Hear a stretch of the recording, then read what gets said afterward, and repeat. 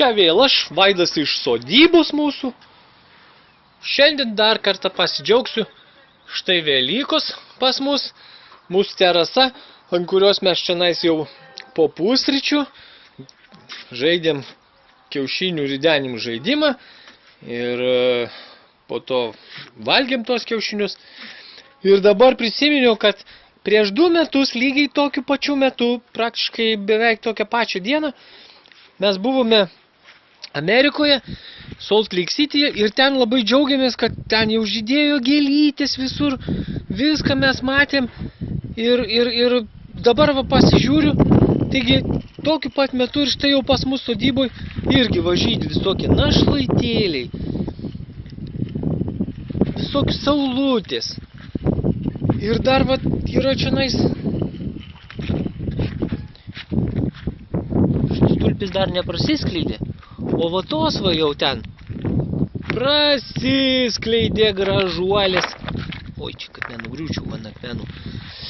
Va, tai, žodžiu, labai smagumėlis, kad tokiu metu šiemet labai anksti viskas sužydo ir Velykos sutapo ir mums čia galima smagiai pasimėgauti.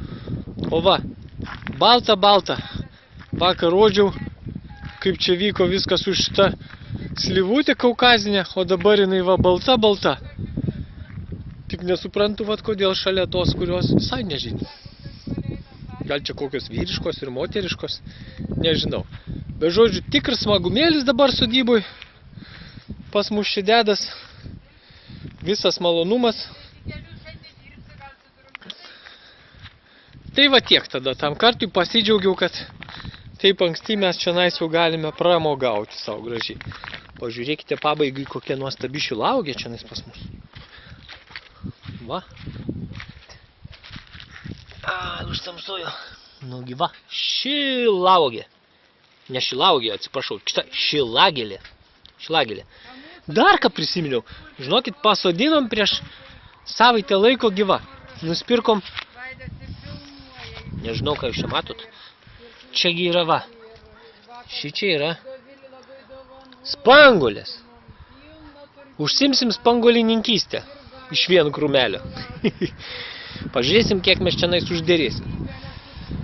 Tai va. Tai ką, tai visų gero tada sakau. Pamojuosiu jums, va. Visų gero. Iki kitų kartų.